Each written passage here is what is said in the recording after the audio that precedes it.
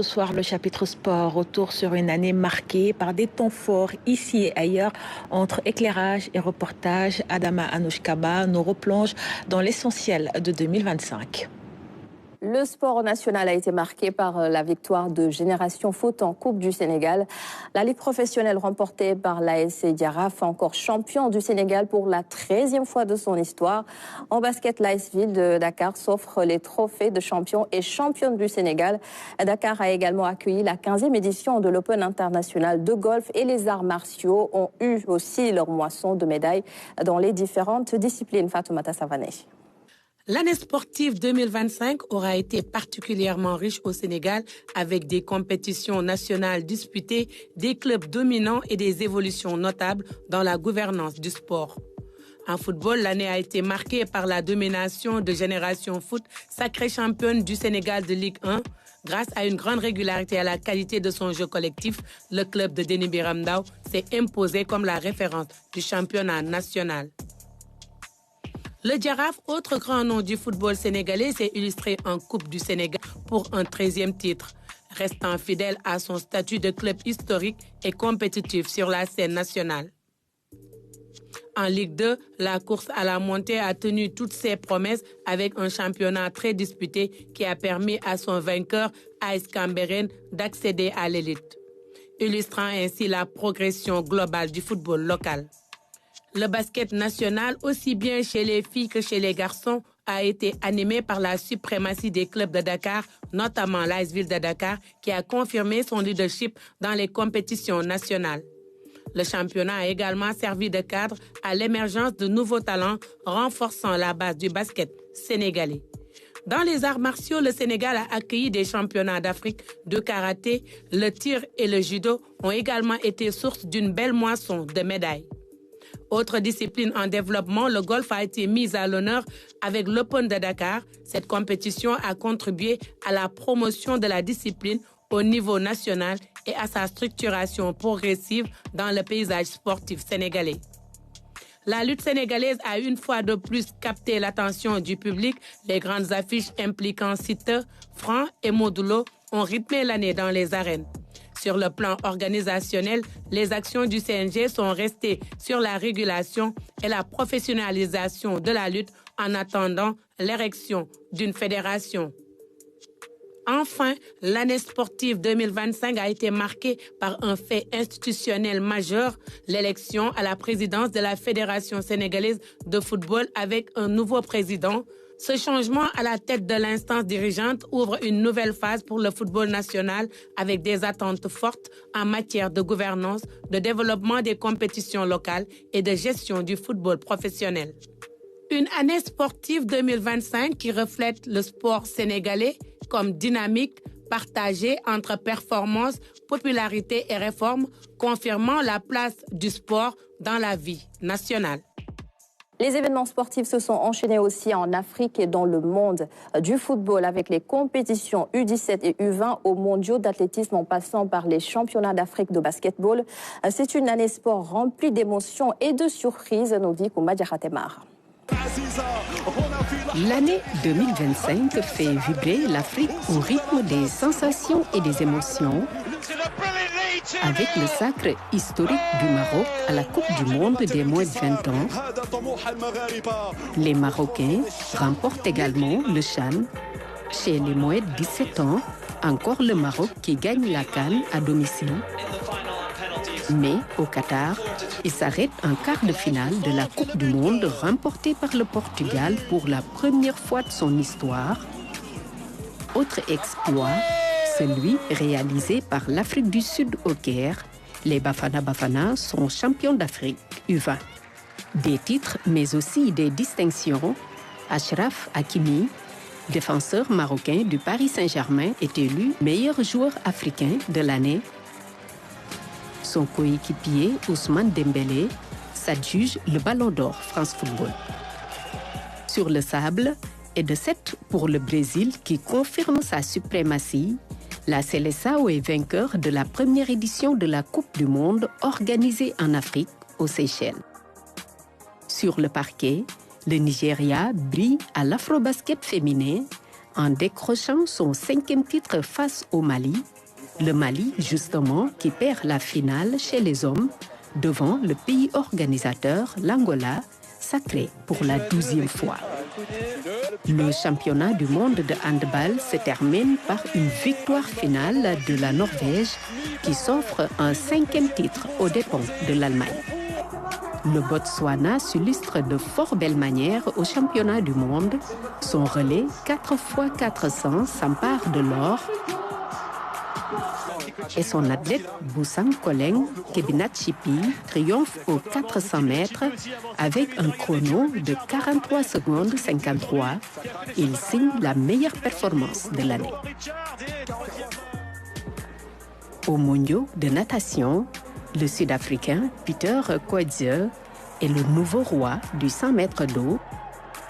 Le Tunisien Ahmed Jaouadi, lui, décroche le titre mondial aux 800 et 1500 mètres nage libre. Les échanges entre les numéros 1 et 2 mondiaux animent les cours de tennis. L'Espagnol Carlos Alcaraz surclasse l'Italien Yannick Sinner, numéro 1 mondial en finale de l'US Open, son 6e titre majeur, et Alcaraz finit l'année numéro 1 mondial. Allez, on jette à présent un coup d'œil sur notre carte et notre destination ce soir. C'est Matam. La région a vécu une année riche en mouvements. La maîtrise des inondations, la classification de la forêt, l'annonce d'une usine de phosphate et l'avancement à 65% des travaux de l'université Souleymane. Sur le plan de la santé, la présence de la fièvre de la vallée du Rift en a fait une zone les plus touchées.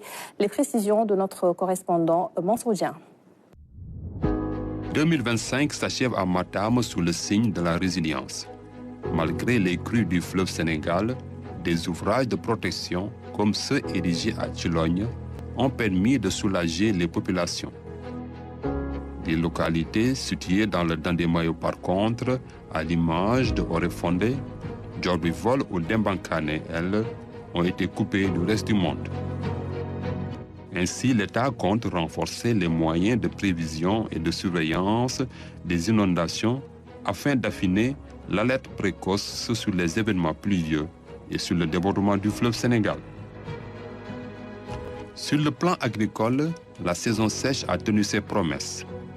2981 hectares ont été emblavés pour une production de 17 000 tonnes de riz, confirmant la vocation céréalière de la région aux côtés des cultures de niébé, de gombo et de pastèque. Le paysage infrastructurel, lui, est dominé par le chantier de l'université Souleymane Niang. Achevé à 65%, le site s'apprête à accueillir ses premiers étudiants en octobre 2026. Un élan de modernité qui s'accompagne d'un geste fort pour l'environnement, avec le classement officiel des 1985 hectares de la forêt-galerie de Matam. L'ombre au tableau reste sanitaire. Deuxième foyer national de la fièvre de la vallée du Rift, la région déplore cette année 45 cas positifs et 3 décès. L'épidémie y a débuté au mois de septembre. Le sport sénégalais fait vibrer le pays entre performances internationales, attentes populaires et défis structurels. Pour en parler, nous recevons ce soir le professeur Abdoulaye Sakho, spécialiste du droit économique et du droit du sport. Bonsoir professeur et merci beaucoup d'être avec nous ce soir. Merci, c'est un plaisir. Alors, professeur, le football sénégalais a connu cette année notamment une série de sacres sur la scène africaine et internationale. Qu'est-ce que cela traduit sur la performance justement de notre football ? Vous avez bien raison de dire que nous avons connu une série de sacres. Effectivement, il y a eu des succès, de très gros succès. Et ne serait-ce que d'aller battre une très grande équipe de football qui s'appelle l'Angleterre, ça a fait quelque chose pour nous. Donc, c'était vraiment quelque chose. Et au-delà de cela, il y a eu des trophées. Il y a eu beaucoup de choses qui ont fait en sorte qu'on peut considérer que le football sénégalais, aujourd'hui, existe. Il existe et qu'il est respecté. Et c'est en ce sens que je crois il faudrait peut-être rendre hommage à tous ceux qui sont passés, depuis l'indépendance d'ailleurs, qui ont fait ce travail-là, jusqu'au dernier, et puis avoir espoir pour ceux qui vont venir. Cela signifie tout simplement que nous comptons sur la scène internationale, que nous avons fait un excellent travail, aussi bien au plan administratif que technique, et que également notre football, il évolue de manière assez positive, en tout cas pour ce qui est des équipes nationales.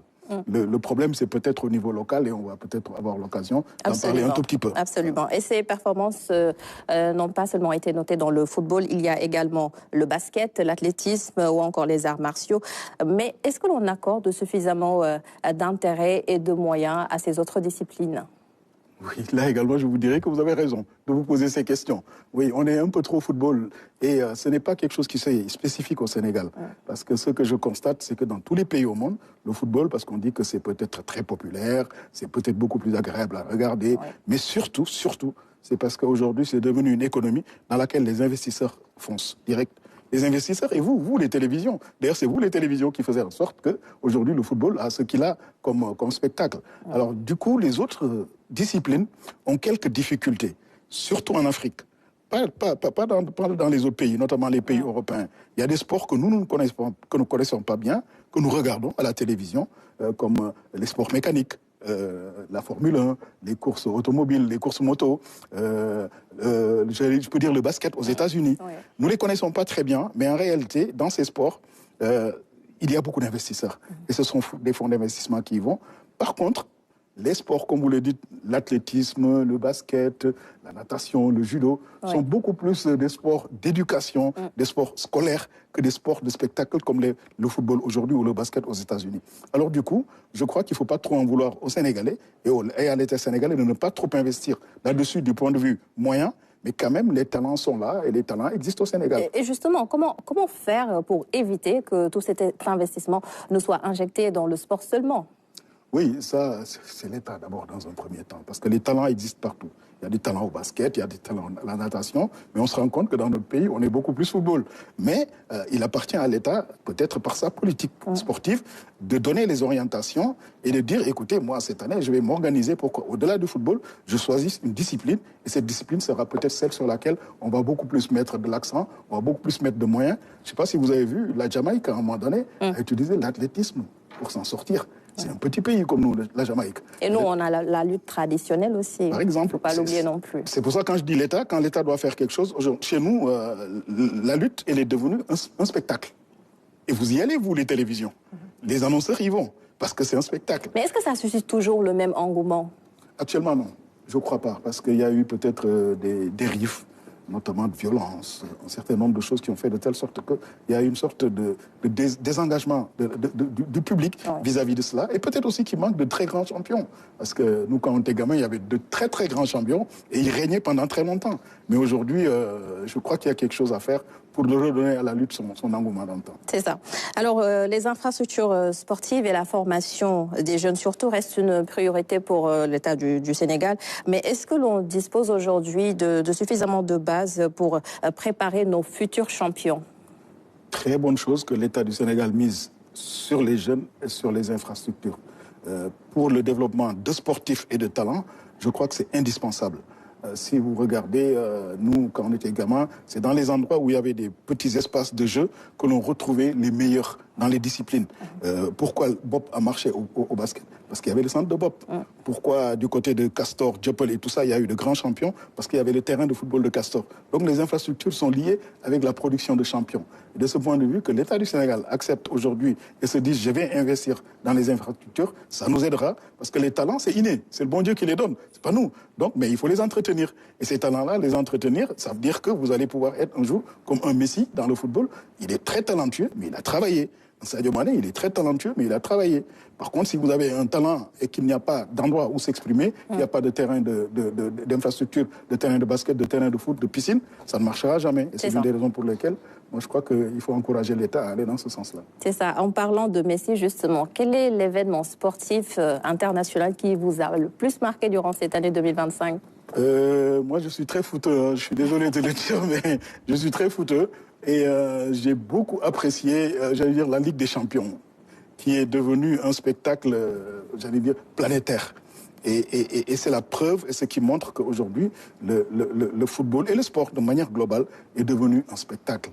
Et puisque c'est un spectacle, les investisseurs qui cherchent à investir et à fructifier leurs moyens se retrouvent là-dedans. Et aujourd'hui, si vous regardez bien, la plupart des grands clubs anglais, des grands clubs français sont entre les mains de ce qu'on appelle des fonds d'investissement, comme ils l'auraient fait dans le pétrole, dans les mines et tout cela. Ils ont compris que le sport apporte quelque chose. Donc la Ligue des Champions est devenue un très, très grand spectacle et que, bon, on souhaite en tout cas que cette année, la CAN soit pour moi le plus grand événement sportif de l'année. Je le souhaite beaucoup. Absolument. Ouais. Merci beaucoup, professeur, pour cet éclairage. Professeur Abdoulaye Sakho, spécialiste du droit économique et du droit du sport. Merci d'avoir été avec nous ce soir. C'est moi qui vous remercie. Merci également à vous d'avoir suivi ce nouveau numéro de la rétrospective 2025. On se donne rendez-vous demain pour un autre numéro et nous allons bien sûr explorer d'autres secteurs. Merci à tous. Merci à vous également. Et 2025 marque un tournant décisif pour l'emploi et la formation professionnelle au Sénégal.